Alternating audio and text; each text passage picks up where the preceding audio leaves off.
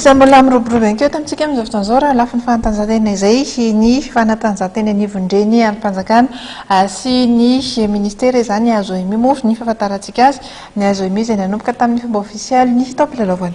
Omaly asabotsy no tanterahana tetsy amin'ny lapan'ny kolotsaina sy ny fanatanjahantena Mahamasina ny fanombohana amin'ny fomba ofisialy izay fananana eo anivon'ny azoimy izay tsy mitsahatra ny mivoatra ity fananana ity satria dia taranja telo vaovao indray no nampidirina ifaninanana.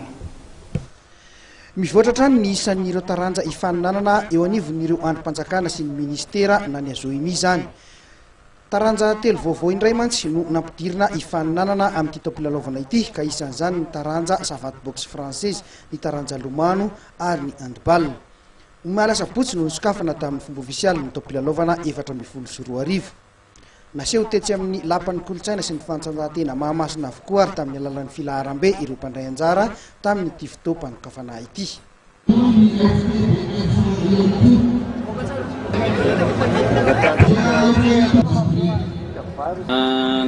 Ny fanomanana aloha zany ny tamin'ity taona 2024 dia tomombana amin'ny fikarakarana rehetrarehetra raha oharina tamin'ny taona 2024.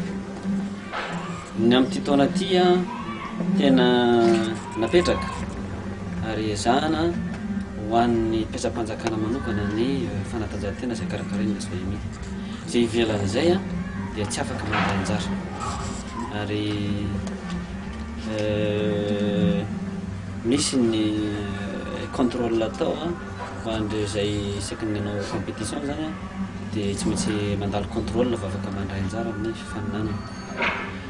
Torak'izay koa ny any amin'ny faritan satria natsona azy ireo izay nandefa solitena ray isaky ny président zany natsona eto Antananarivo amin'izao fotoan'izao dia mba hitovy le fomba fijery era Madagasikara dia any amin'ny championnat national any amin'ny faritra Atsinanana zany dia mitovy daholo ny traitement rehetra ho an'izay handray anjara atao amin'ny azoimy.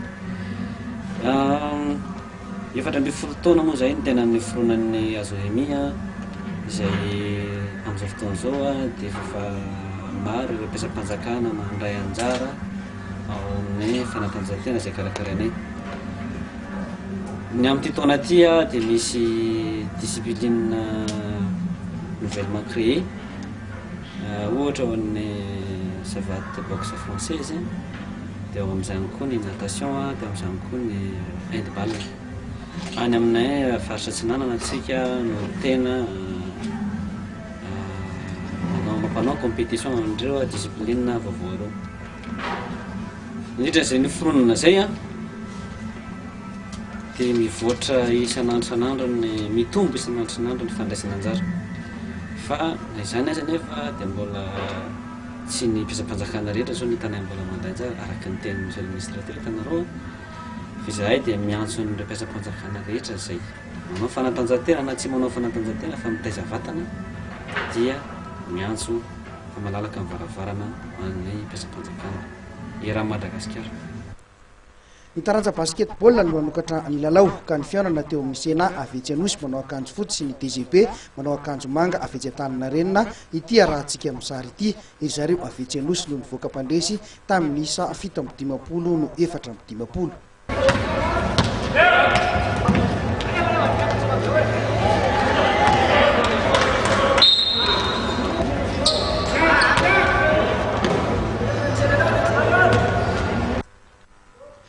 Isan'ny nanome aina sy nampiala voly ireo mpiasam-panjakana tonga tetsy Mahamasina ny fampisehoana ny danse sportif izay nanentana ny mpiasam-panjakana ihany koa mba hiangaly ity taranja ity.